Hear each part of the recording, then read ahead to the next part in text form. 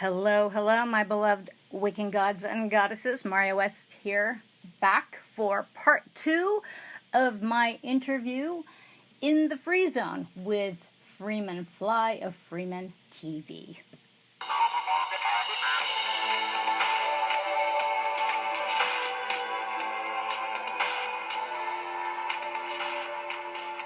Well, a little truth for you members, just so you know your place in my heart.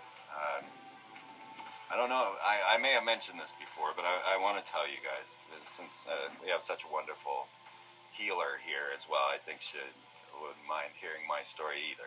But quickly, I wanted to let you all know that your place, because, you see, I've never been paid to be Freeman at all, ever.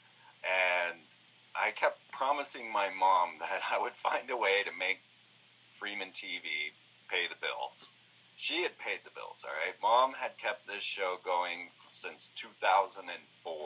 She was helping me with my bills. She was helping me with access studio fees and all of the things, keeping me on the air. It was my mom. Well, so I promised her I would find a way. I know a way. I know I can do this, Mom. And she's like, you better do it. Well, she was dying in the other room. And I'm busy away trying to learn, trying to figure out how to turn on a members section and get this thing going to actually get paid to do what I do and be able to pay my bills once Mom died. And, you know, strangely, she did pass as I was out buying my very first smartphone. This was 4 years ago when I started the members section. And she never got to see me finish it. She never knew you guys came and supported me. But I know that you bring great joy to her soul because of this and because you are here. And I want you to know that, you know, at that time, every show, I was pulling myself up off the floor, wishing I could discorporate and coming here and doing what I hoped you would benefit from. And so each day, each week, I would pull myself up, I would do the show, and then I'd fall back into my hole.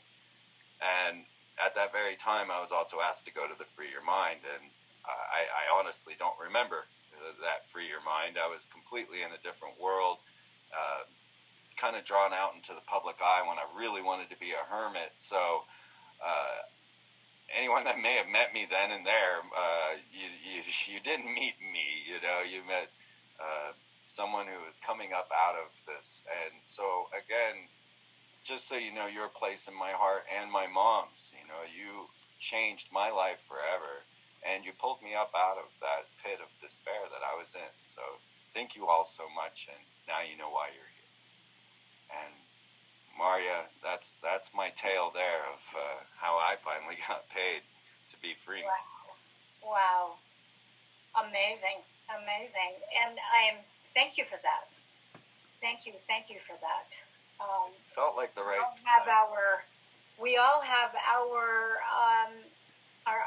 challenges, our journeys, and so we never know what other people are going through, which is why I think kindness and compassion and empathy are like so important.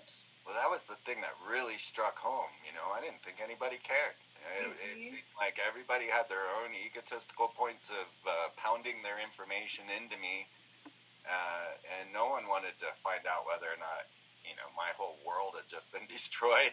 Mm-hmm. Yeah. Isn't it interesting too that we make those assumptions that people don't care, and yet at the end of the day, every time I've been in need, people have showed up for me. And it's always the people that you would have never think would show up for you. That's true. Show up for you. So true.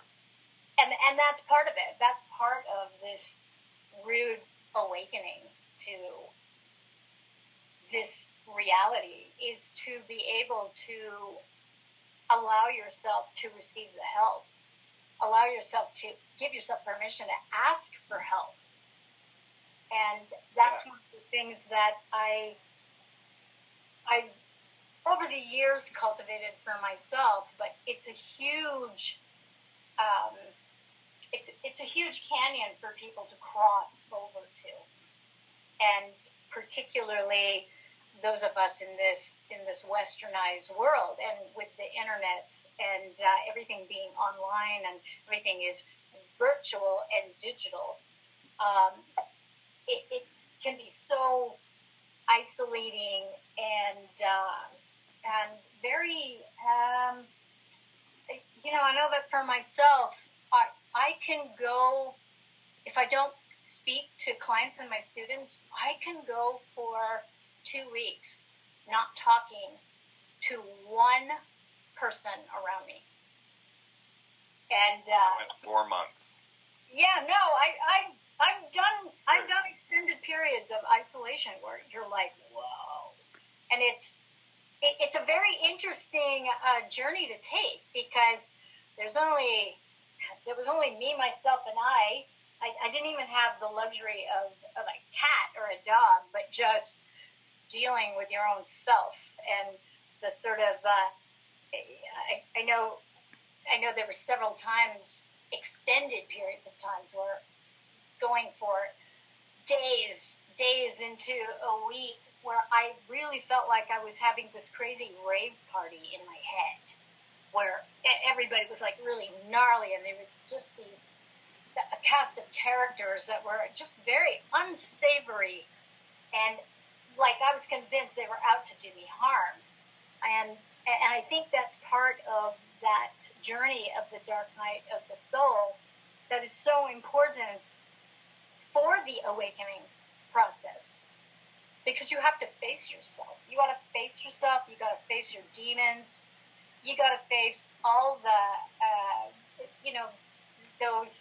that tape, that mom tape or that dad tape that just plays ad nauseum over and over and over again, that tells you what a loser you are, and on and on and on and on.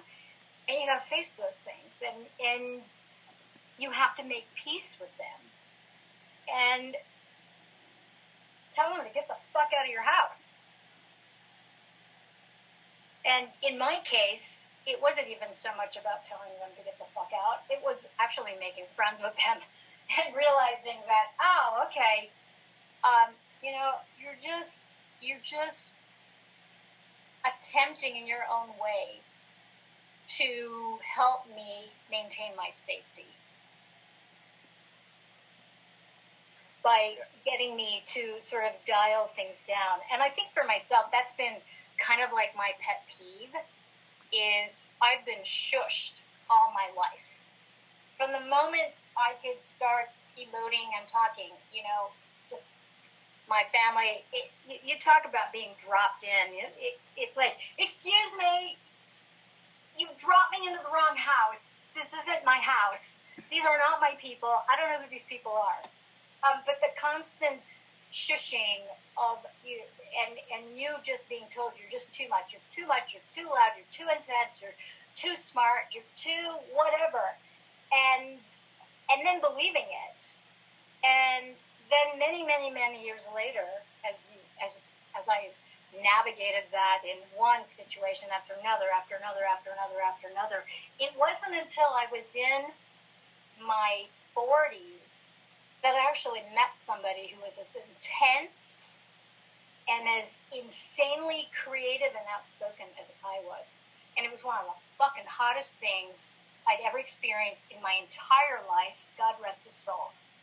He's no longer with us, but it's like amazing experience to have that experience of having been met by a kindred spirit, and then have the opportunity to actually be lovers with this person, and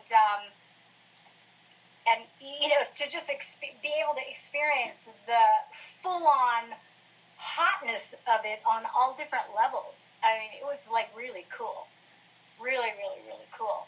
And I want people to experience that, and if not with another person, with themselves, the deep communion that you can actually have with yourself. And one of the things that I really endeavor to download and inspire with people that I work with is just the many acts of self-love. Because if you don't love yourself and you don't take care of yourself, you really aren't going to be able to take care of anybody else and love anybody else, for that matter. Yeah, I've spent most of my life alone. Like you live on the road. There's not a whole lot of girls that gotta live that life. Yeah. They don't even show up in your world. But yet, I was always comfortable, always fine. I guess I am. Well, I didn't speak until 6th grade, so I pretty much, except for best friends and things. But I don't know, different world. Mm-hmm. But I always considered, like we were talking about, how people have a hard time receiving help. In this situation, I would constantly find myself giving the gift of receiving, because a lot of people want to help, they want to share, they want things, but most people are afraid to ask. Yes. Or even, just share that they need. But yet, when you do, and you give this gift of receiving, which is so hard for many people because we've been conditioned to believe that, receiving is downgrading, yes, or degrading. And it's not, because everybody's got something to share, and you've now fulfilled something in their life as well. And this was always my power, was given the gift of receiving. Yeah. And that is, in fact, the gift of receiving is actually the divine feminine principle.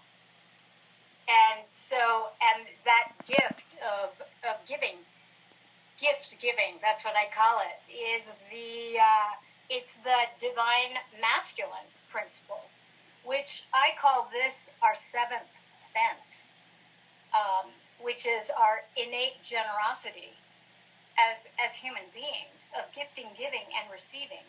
And, when people can't receive you, they're taking from you. They're not even allowing you to give, because there's that entitlement thing. And then, of course, we live in a society where there's so many entitled people. Like, they can't be bothered to say thank you. Or I had a neighbor who just, it was just so strange to hear it come out of his mouth, that the whole notion of gratitude was just such bullshit, and he had such disdain for people who would post on Facebook how much gratitude they had and appreciation. And I am all about appreciation. I mean, every single day, if there's any practice that I can offer anybody that doesn't cost a cent, it's keeping an appreciation journal. Nothing new agey about that, but just the disdain that I would have hurled at me by this person for the energy of appreciation and gratitude. It's like, wow, man, it really must suck to be you. And of course it does.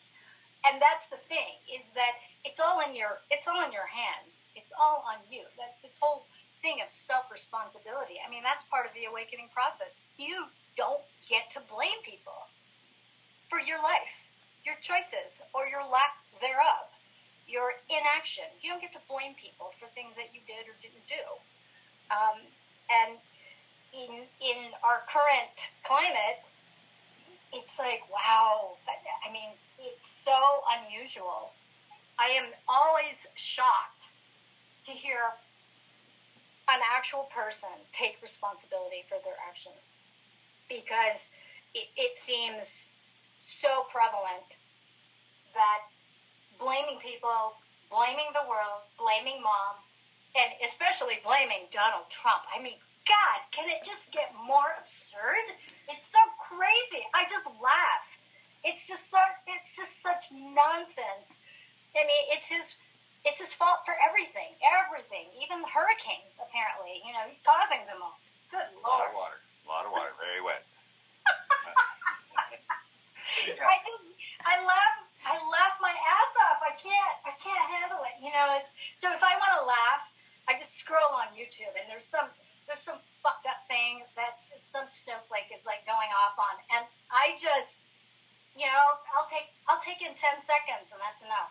Well, yeah, the black magician Aleister Crowley. He's famous for stating everyone is a star.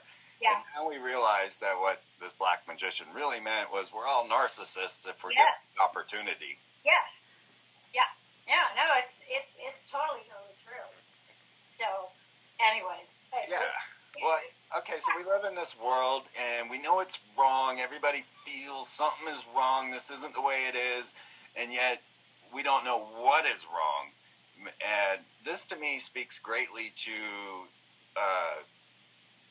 genetic memory or just life in general, because we know there's something missing.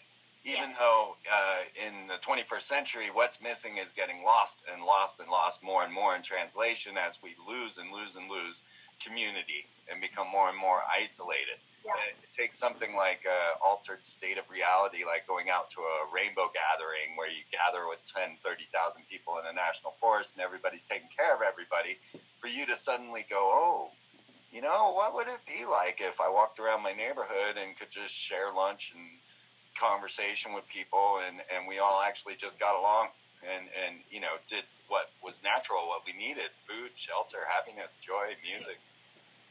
But we don't even know what's missing. We just know we're all frustrated.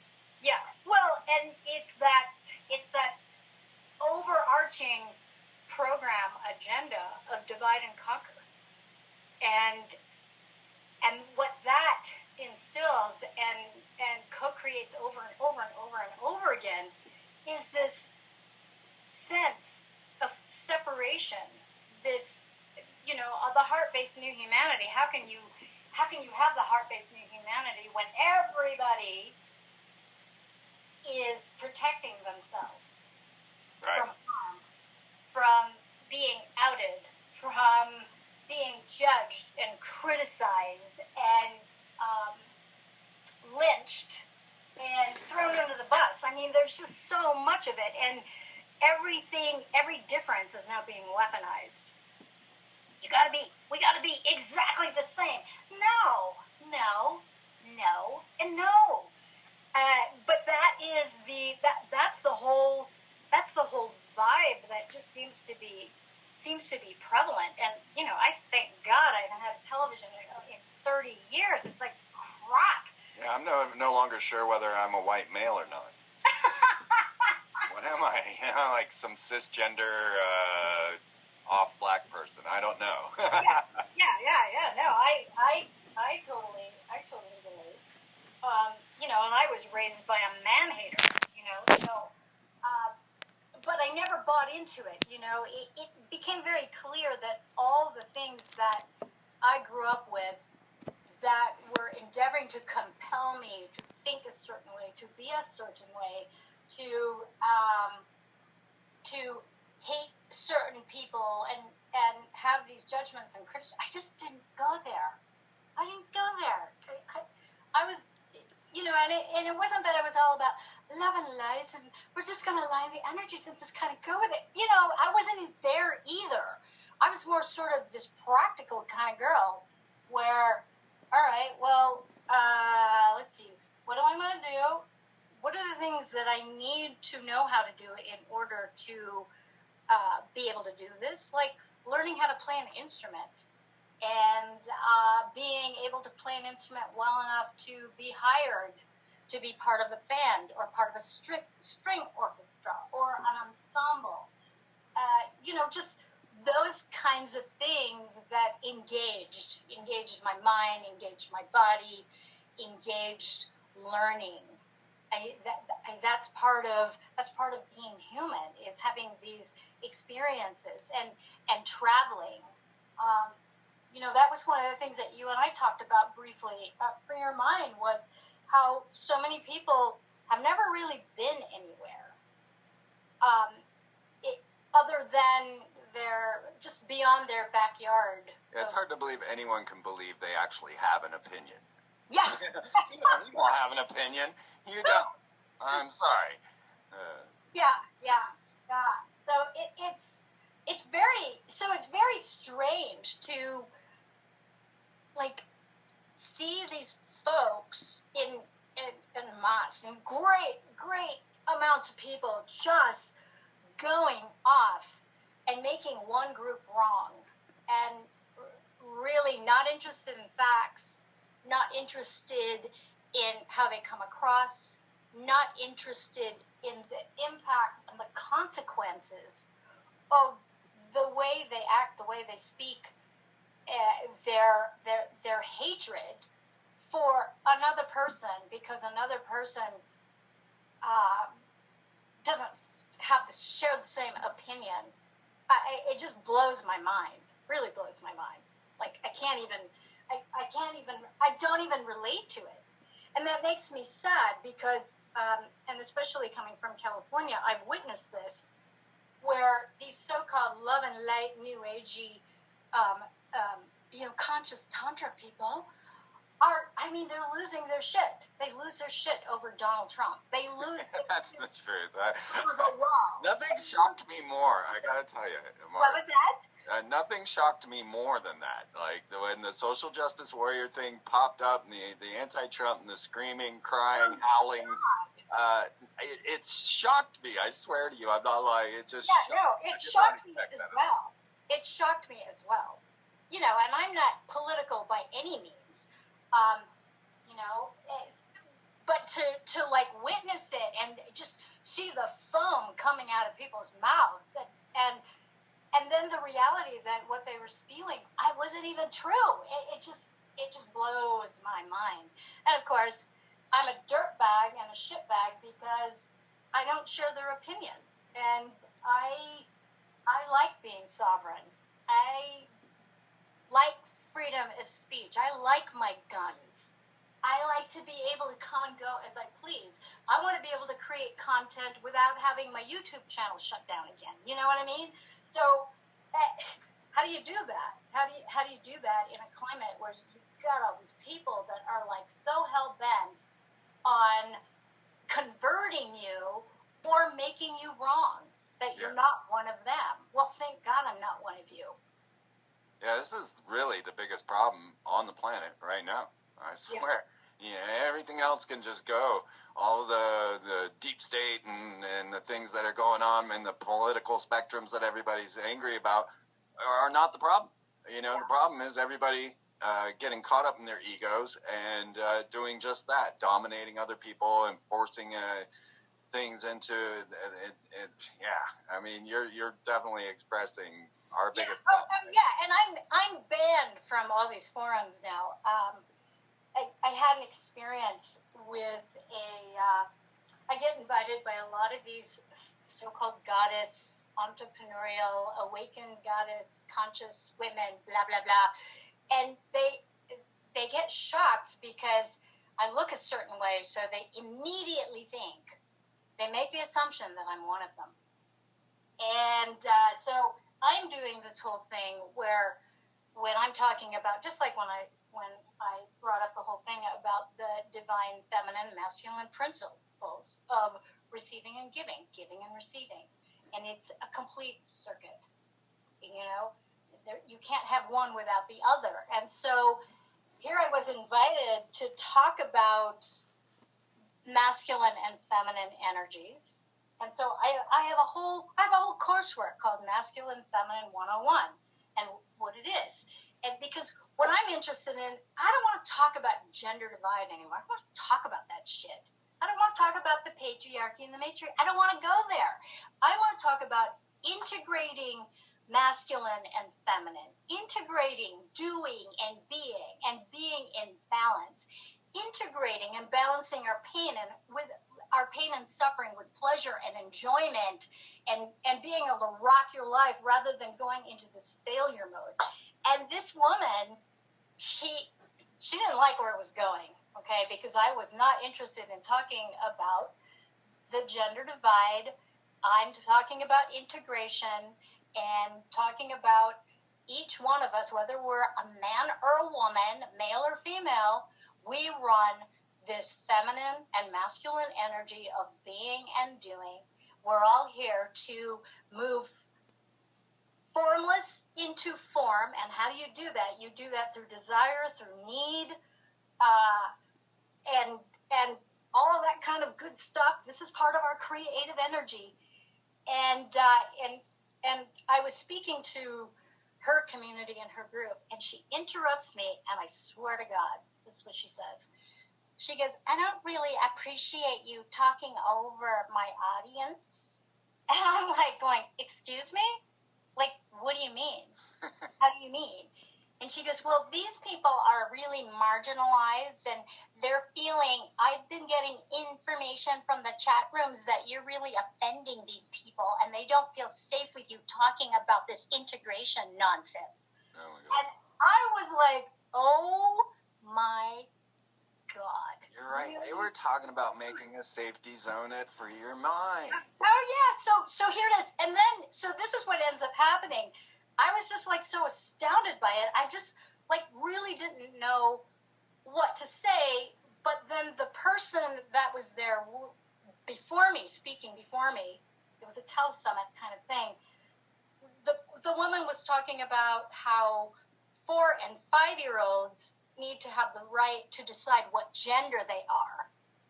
And in the meantime, this woman is telling me that I need to watch myself because the audience is marginalized. And so I just brought it to her and I go, whoa, this is a college-age audience. And you're wanting me to watch my P's and Q's. And the woman you just had that was talking right before me is talking about 4 and 5-year-olds having the right to decide what gender they are. I go, are you high? Because whatever you guys are smoking, I'd like some of it because I don't even relate to where this is going. And that was it. I was cut off. And there's actually a photo of me. There was a screenshot of me just looking into the video chat where the look of like I'm just like utterly stunned. Like I had this look of disbelief. It's just the funniest photo because I'm like, what? I've always considered myself. I consider myself an equal opportunity offender for sure. You know? Yeah, for sure. Yay! Hooray! Yeah, for me, I was at a sovereignty conference in England, and somebody had brought me some shrimp crisps because I was starving. And I'm sitting in the back as they're getting up. It was a free man on the land, no relations, folks. The Freeman took my name. Anyway, I was at a free man on the land sovereignty speech, and you know, all about being sovereign, right? And I'm in the back of the room, and I'm starting to munch down on my shrimp crisps. Well, they were quite crispy. So suddenly, somebody stands up in the audience and addresses the authority at the stage at a sovereignty conference and says, "Can you ask that guy back there to stop eating his crisps?" The irony. Turn around and tell me, fool. I'm a human being. You don't have to address authority, you know, especially at a sovereignty conference. Turn around and tell me you want me to stop crisping, you know. Oh, Jesus. Wow. Okay, that's pretty funny. And what did you do? Did you crunch away? Oh, I kept eating. Oh, yeah. Without that, I'm like, brother, I'm hungry. Yeah. Deal with it. That's the ludicrousness of it, where in fact, I'll even go so far as to say that healing yourself of the Great Divide, healing yourself from satanic ritual abuse, healing yourself from pedophilia and trafficking seems to be an affront for those who are compelled to want to keep suffering or to speak up for those who are still suffering. I mean, I've had people get in my faces about oh, you think you have that all together, because I'm like, are you kidding? You're in my face about that, about actually positively impacting people who can barely do their daily lives. Wow. So they want them to stay in pain so that they're... Yeah, let's be victims. We'll be victims, right. And we're going to just take over the world as victims, and we're going to fuck everybody up. Exactly. Like, wow, that sounds like fun. It's craziness. It's really, really craziness. So I'm very, I'm very, very, very passionate about really being able to inspire folks to like see through this bullshit bullshit, because that's what it is. It's just complete bullshit. Look at the facts. But even then, and I know you talk about being banned on Facebook, so I found myself in Facebook jail, of course, so many times. And so this last time was just over the summer, for most of June, I'd say, all of June and part of July. And it's like I post things that I find are like really compelling and important in order to educate. And 9 times out of 10, that post is down. It's gone. It's gone before I even know it's gone. You know, We have education going on around here. Yeah, and it's just no longer there. So, you know, it's like these invisible techie keyboard warlords are like, whatever it is that they do. Well, we think about what happened to Alex Jones. I mean, Yes. suddenly every corporation around the planet decided we're not going to support this man. And they all decided seemingly on the same day. Yes. Twitter, Facebook, iTunes, Spotify, Stitcher, every outlet that we have, he was ghosted, right? Yeah. Just erased. But what is the outcry? Well, you know what? I don't really want to hear what Alex Jones has to say anyway. Well, who cares if they can ghost you? That's what you need to be talking about. Yeah, exactly. But they want to say, well, I don't like it. I'm very stunned by that, and I like him, frankly. I've met him a couple of times. He's a wild dude. He's got a lot of energy. I mean, I have a lot of energy. That guy's got a lot of energy. And you know, he says a lot of nutty stuff, and he says a lot of stuff that's pretty true. So, you know, and if you don't like it, it's a free country, supposedly. You don't like his shit? Don't listen to him. Right. Don't listen to him. You've got these corporations looking out for your emotional state of being. You know, they want to make sure that, you know, what do they say? Just to ensure happiness, we are going to block any of this type of offensive material for you. And, you know, this is very dangerous. Yeah. And so the right to be offended, you know, it's like the biggest virtue signal in the world. I am so offended by you. It's like, oh my God, really? And the horrible things that people do in their mode of being offended. Well, here you are taking in satanic ritual abuse stories. You know the true offense, you know? Totally. And they say that's fake news. People tell me that's fake news. I want to beat the shit out of them, frankly. But then they think they're offended, right? They have no idea what offended even is. Yeah, no. And it's just, it's amazing to me. So, you know, between that and the blatant war that I see on just men in general, you know, white men, all men, by virtue of the fact that their penises, oh my God, stop the presses, you know, where are the knives? And you know, let's just start calling the men. I mean, I hear women talking about this shit, and I know I come under fire quite a lot. Back in November, I shared a meme that was actually a quote from a review that Camille Paglia did on, it was a book regarding the myth of male supremacy or something like that. I don't remember exactly what the title was. It was shared over 8,000 times, and I got the most vicious hate mail and horrifying like reviews on my author page, where I got all these 1-star reviews and from people that had no idea who I was. And of course, you can't fight those. If they write something, that's one thing. But if they do that, it's a shit show. And you click on these people, who they are, and their banner is "fuck men, kill all men," and it's like, wow, that is so insane. And all it was giving the thumbs up to the good men folk who are actually doing the work to be conscious, to do what they do, to take responsibility for themselves, to put food on the table and do good work for their families and so on and so forth, and just be an outstanding, conscious human being.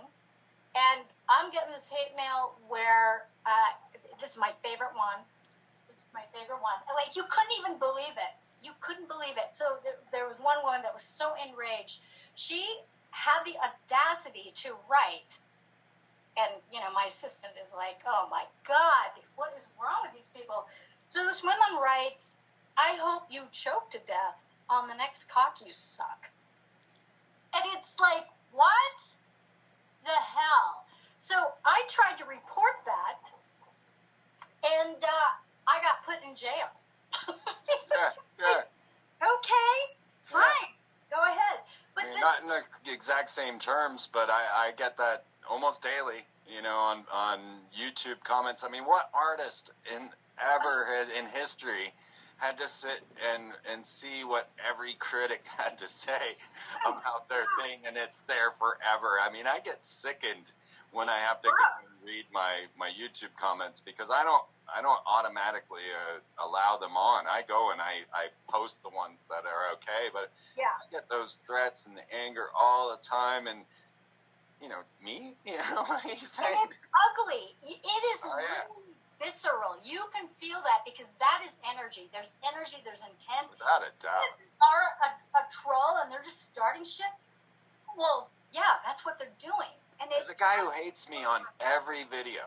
It's like every video he writes a paragraph about how much he hates me. Like, what are you doing? Wow. Like, how could you know, of course I've never posted any of his stuff. I have a whole collection of it. He's threatened violence. He told me, you know, do this, that, and the other with this, that, and the other.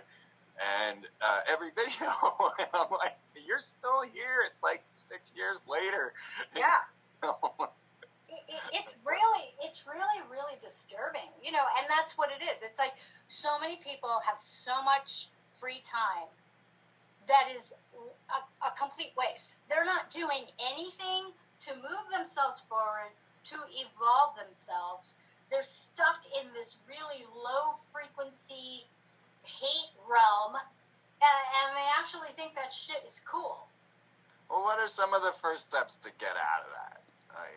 Well, I think one of the first steps to get out of that is to decide that you want to focus in on feeling good and seeing beauty. I'm thinking of the trolls. I'm thinking of these people, and I'm wondering if they're even capable of realizing life can be good. Yeah, exactly. Because in my experience, over and over and over again, life is good. It can be good. Amazing. Yeah. We have this polarity of this, that, and that's just it, you know. And it's funny because the Taoists say that everything will eventually turn into its opposite. Yeah, well, no shit. And so that's how we know how good it is, because we know how bad it is.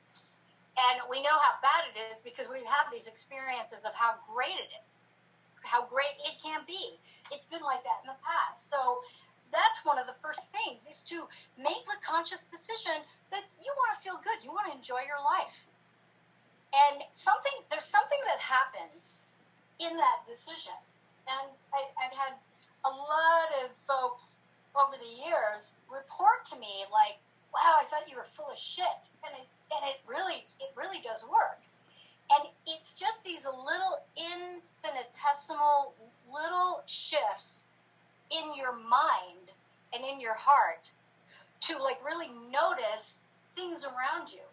Like one of the first things that I do every single morning, I have this like amazing place. I'm in the foothills. I'm at 7,000 feet. And so if I'm not here, I'm in Europe, and it's beautiful there.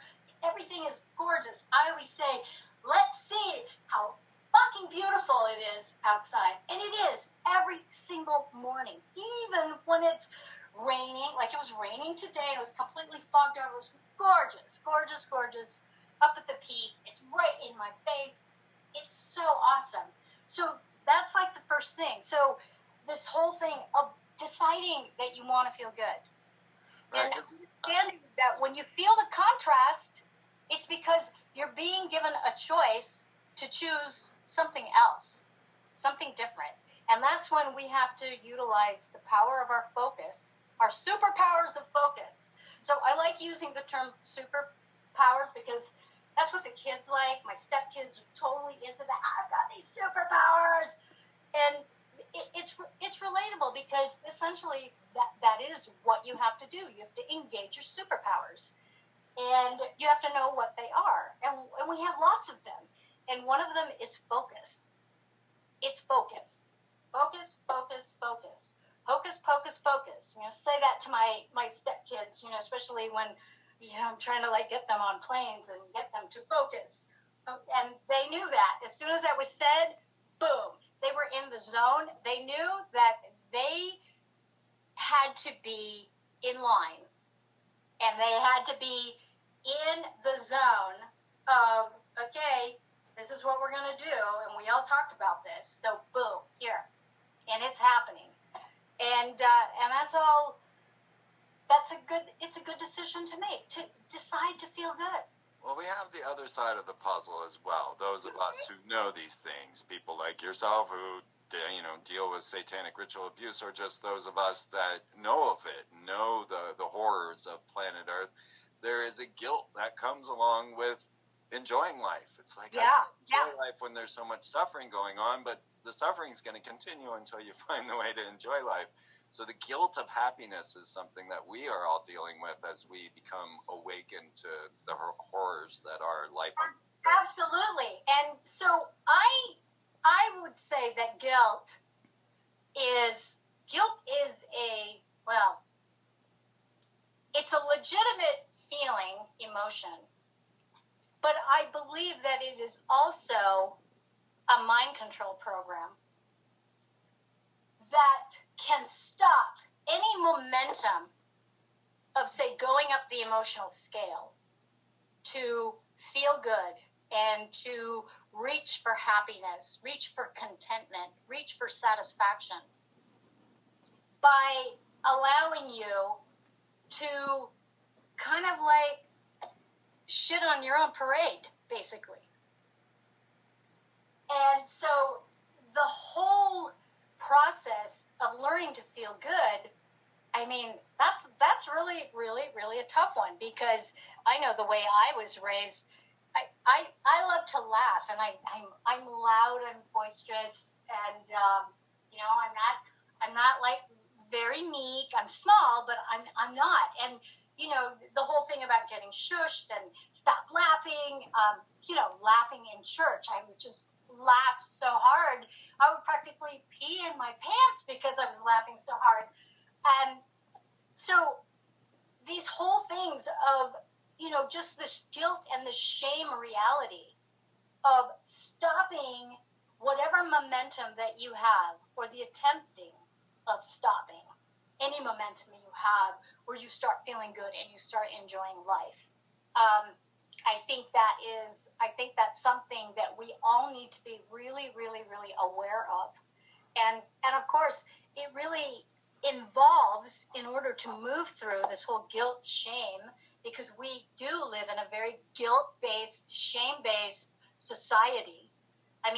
Look at all the snowflakes who are pointing, shame on you for touching me, looking at me that way, and making me feel that way. It's like, no, I'm not making you feel that way. You're feeling that way, and you need to look underneath. What is that? What is that? It ultimately just points back to self-responsibility. Why are you feeling guilty? Let's look at that. Let's dig. Let's dig in there and see what is the basis of that. Are you allowed to be happy? Yeah. That's a really, really good question. That's a very compelling question. And are you allowed to be happy? What does it mean to be happy? What are the qualities? What does it mean to be allowed? Yeah. It's like, what does that mean for you, even? And who's the gatekeeper? Exactly. Who's allowing you to do this? From being happy? Who is compelling you to feel guilty? What is that? What is that? What is it that's compelling you to do that? And these are all questions that you have to that are asked, that I ask. And we have to realize that no society has ever had to deal with the amount of knowledge that we have now, the data that we get daily on what's happening everywhere at all times. No society, pre-World Wide Web had to deal with these many things to think about. It was, is it flooding outside? It was my garden growing, or even, are my tires okay to get to work? Not all of the world coming in. I mean, my Twitter feed, it just tenses me out. I don't even want to see 90% of what's going on. We've got that to contend with in this modern world. No one's ever had to deal with, like I say, the critics on every work of art, and also all the information that we receive daily is ridiculous, and most of it's pointless and useless. But yet every day there's a new offensive thing, and we're all upset about this one thing today. Yeah. Well, and that's part of the trap of being part of that consensus reality that the masses are a part of, where you get to be part of this, you get to belong somewhere. And I know that is a big, huge obstacle for folks that I work with, is the whole sense of belonging, where most people are willing to sacrifice their authenticity and their sovereignty in order to belong. And so, you look at all the celebrity pop culture, look at that. And, it's funny because raising other people's kids, it's an interesting thing, and being able to navigate television and so on and so forth. Fortunately, I couldn't imagine raising a kid right now. Oh my God, no. My youngest stepson is 15, and he's a great kid. He's got all kinds of activities. He doesn't live with me, but he's got activities. He's physically active, and he's super smart. He's a mathematician geek. Just really, really curious about the world and how it works. And then I know kids around me where they can't even bother. They can't bother to look up at you from the screen that they're just getting their life force just sucked out of them. No social skills whatsoever. They have no social skills. They're obese. They're diabetic. They're eating shit. Their parents are pretty much the same way. And so you have to make the decision and be discerning where you spend your time, how you spend your time, what you allow to ingest in your body, because it all matters. That's part of what it is to be awakened, is to be fully conscious of everything that you are doing. And imitate. You can tell children all you want what to do, but they'll imitate every time. Absolutely. That's you've got to live the presence you want them to be. Read the books, let them see you reading, let them see you making art and things of this nature. Oh, I don't know. Yeah, I mean, I'm just that world. It's a whole nother picture. Yeah. Well, and then see, I think also part of the awakening process is really tending to our little inner children. Right. Because unless we were blessed with parents who did the great inner work, integrated their masculine and feminine, have the awareness of the shit show of our perception managed reality. I mean, we're just, we're not raised with the skills that we need to really be able to pull out of it. And it's only when we are faced with some really, really compelling horrors or challenges that we're able to get pushed into that discomfort zone of, oh my God, this is not my beautiful life. How do I move through this? And so, so most of us we're already starting from this realm where, one of the things that I teach is we are all programmed to be sex slaves from the moment we're conceived. I get so much shit for it, but it's true. We're already being programmed. Mommy and daddy. Our first interfaces between the feminine and the masculine essences of what it is to be a man, what it is to be a woman, and all of their ancestors, all of those tribal links that go in all directions, generation after generation after generation. And then there is the connection that we all have to the collective pain body of what it is to be a man, what it is to be a woman. I mean, our history is wrought with violence, of battle, of subjugation, of torture, of mutilation. I mean, the whole thing. And so to be able to navigate and pull yourself out of that so that you can observe it and look at it from a very, I can't say it's a neutral place, but it's a place of curiosity to really be able to set aside your revulsion of human nature, which, in my opinion, is just programmable. I don't think it's good or bad. I just think it's programmable based on the shit you come in with from your parents and your lineages and so on and so forth. But we have to be able to pull back and see the totality of human experience, all its horrors and all its goodness, and set aside a revulsion and also set aside the sort of Pollyanna thing, because that doesn't do you any good either. It just sets you up to be a lamb to the slaughter. So it is, I find the whole process of awakening to be kind of like this Rubik's Cube kind of thing, and eventually it all just kind of comes together, and it comes together when you least expect it.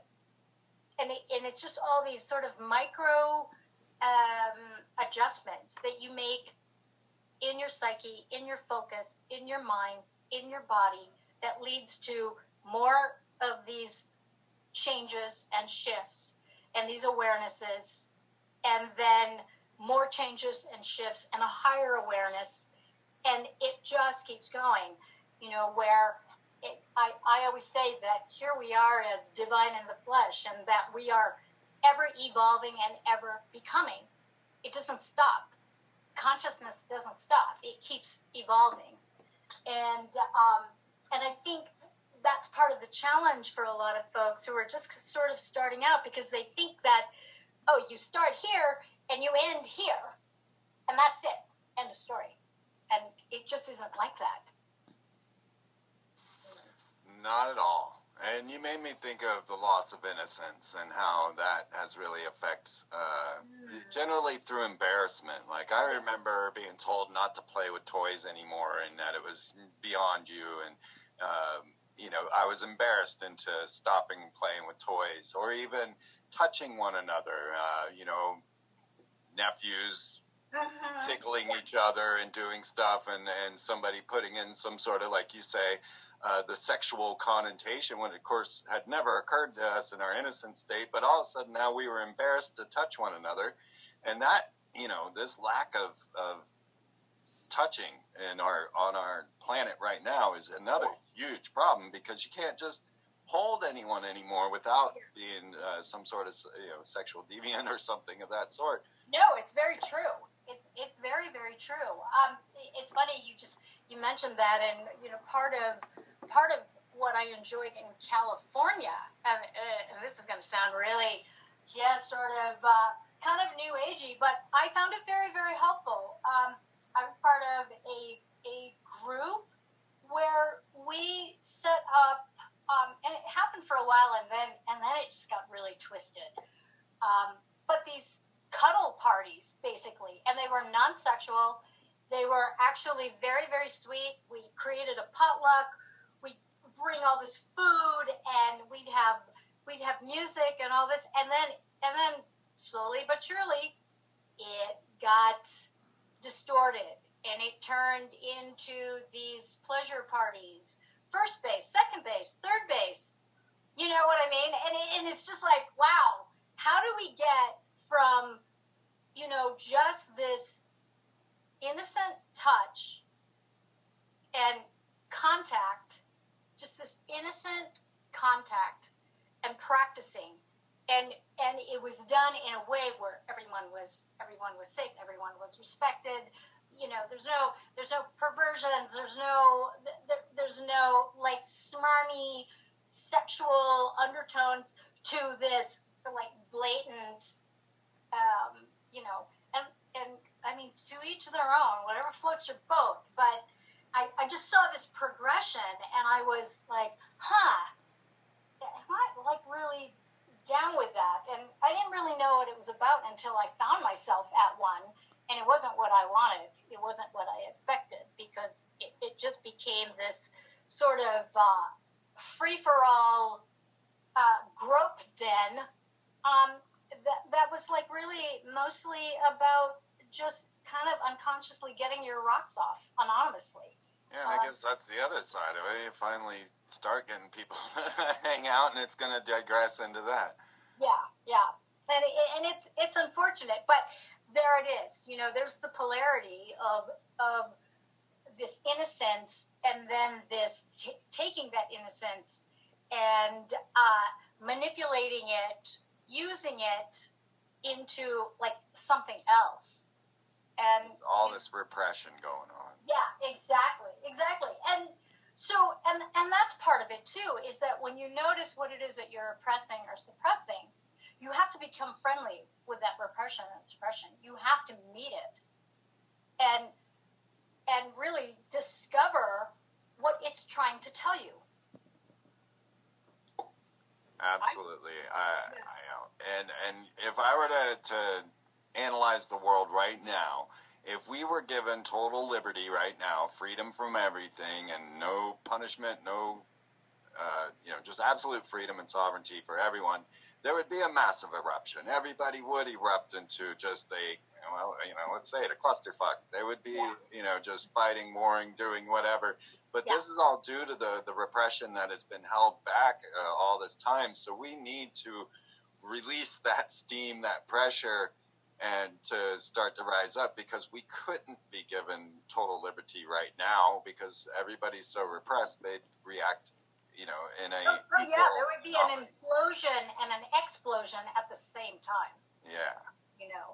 But I agree. I agree with you.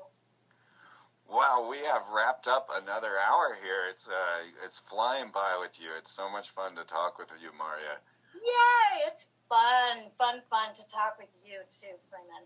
And, here we are again, saying that, well, we're having a good time sitting here talking about satanic ritual abuse and the effects that it has on the trauma-based mind control victims. And yet, we know that we're still here and we're not going anywhere. And this is our planet, and we're going to do what we do to make the differences that we know are necessary.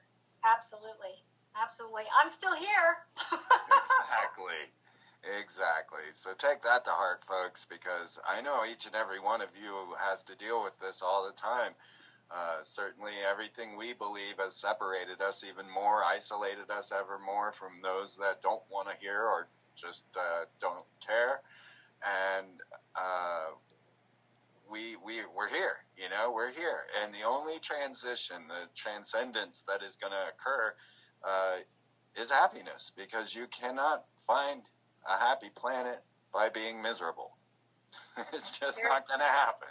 Very true. Can't have a war on war, right? Yeah. And misery, because I was just such an unhappy camper for so long, is boring. I mean, you just get fucking sick of yourself. It's like, stop it already. And, so that was like really, really helpful for me, was to just get to a point where you just get sick and tired of just feeling sad all the time. Well, and again, if they are are using, which I do not doubt, a depression frequency modulation device, which, isn't difficult, to be able to find your center like you are explaining in what you give in your books, in your talks, and once you know yourself in that way, then that's the only time you're going to know that you're being manipulated by, even this perception-managed reality. Yeah. It doesn't even need to be a device, right? Because perception management does it all for them. You'll never know your center, and you'll never know when you're being manipulated until you start to find your own self and return to your own innocence. Yeah, it's very true. It's very, very true.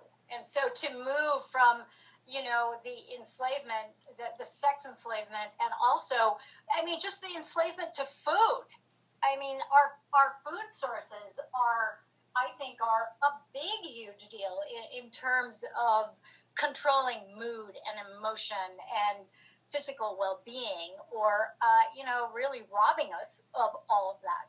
Absolutely. Again, if we had community gardens, community kitchens, and we were all living, loving together, the food would have that very energy in it, and I can stand strong knowing that is the truth, that what you put in your body and how it's grown, where it's grown, and the love that's shared with it all matters.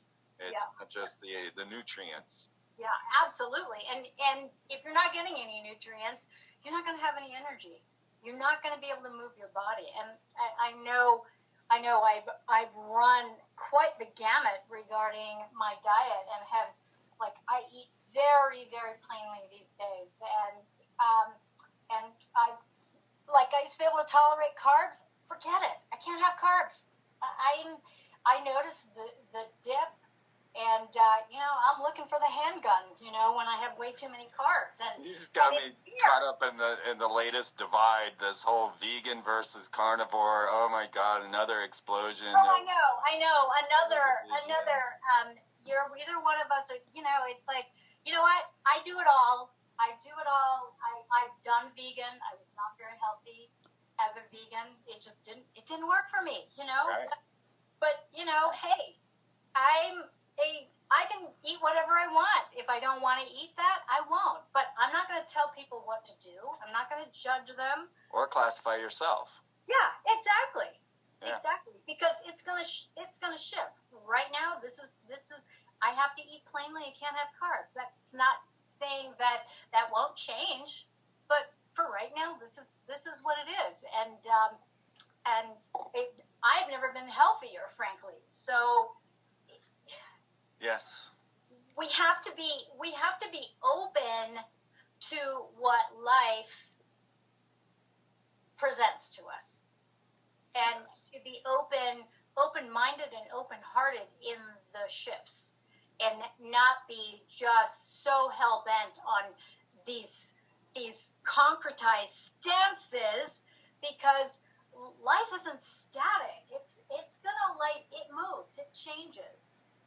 And that's part of reality, is that it changes, it shifts. We're evolving, and so the perception managed reality. No, it's this, and you need to be part of this. And because if you're not part of this, and you're part of that, and if you're part of that, you're not one of us. You're one of them. It's like oy gevalt. It's just so crazy to me, and. Because it's crazy to me, I have a very light-hearted view of it these days, and I lean towards sarcasm quite often. So it's just the way that I am, in order to be able to diffuse the tension. And people give me a lot of shit for that. It's like, okay, great. Giving me shit for it. Okay, well, have fun with that. Yeah, enjoy. I'm here to please you. I'm not here to please you. I'm not here to tippy-toe around your feelings. That's a big lesson people have to, pick up. I don't really have to care what you think. I really don't. And it's not an easy thing to do. We're very conditioned to being judged. Yes. So, if there's one thing I know, folks, it's that you don't know. And we don't know anything. And it's become a world where everybody is saying they know. And they don't. If you're in my position and you've spoken to every magician, every mason, every Satanist, every Luciferian that you could get a hold of, one thing you know by the end of it all is you don't know. You just don't know. So yeah, no, you don't. And I always tell people, don't take my word for it. I'm just sharing my own direct experience. I mean, you can just take that as being anecdotal, whatever. I don't care. And the people that are attracted to what it is that I offer, it's not that they're similar to me, it's just that they've made the decision. They've made the decision for themselves that they want to enjoy their lives. They want to come from a loving heart. They've already done the anger. They've already done the road rage. They've already done the, fuck everybody and fuck the system, and all that kind of stuff. And then they wake up, it's like, wow, I just gave the finger to the system and I'm on welfare. Shit. Okay. All right. How do I undo this? How do I do this a different way? And not be a hypocrite and not be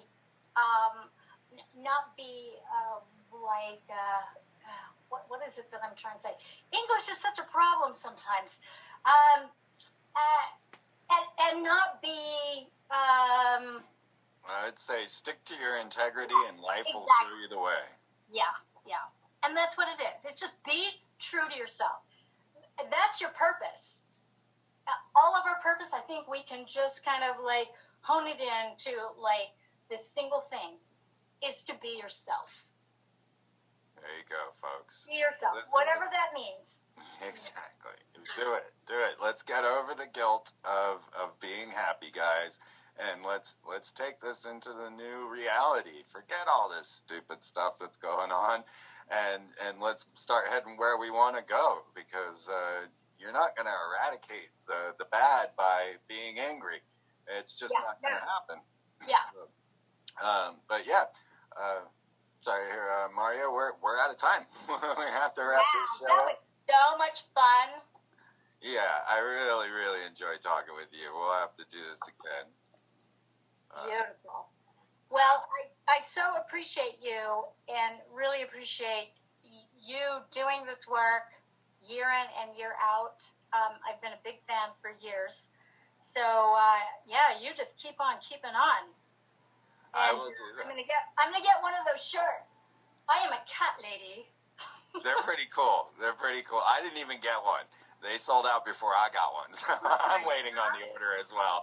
Good for you. But yeah, glow-in-the-dark cats, man. You can't go wrong there. You just open up that conversation. I can't believe how many people don't know that there's glow-in-the-dark cats. I swear to you, I think this stuff is common knowledge. Love it. I start talking to people and you don't know about glow-in-the-dark pigs, cats? How about sheeple? They exist.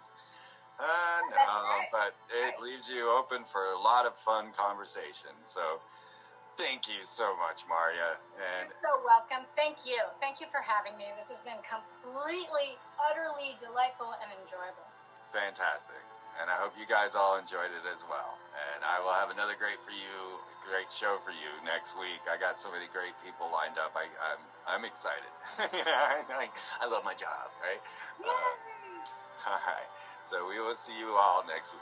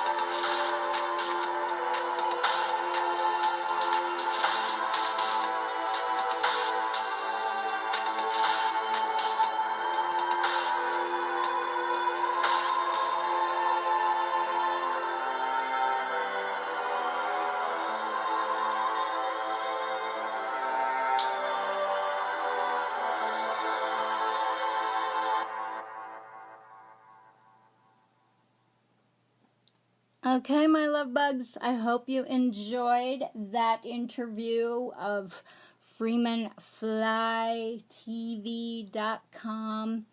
I really enjoy him, and check out his work. So that's it for today. Until next time, be the love that you are. Enjoy your life, enjoy your breath, enjoy your body. And here's to your love, truth, and beauty. Mwah!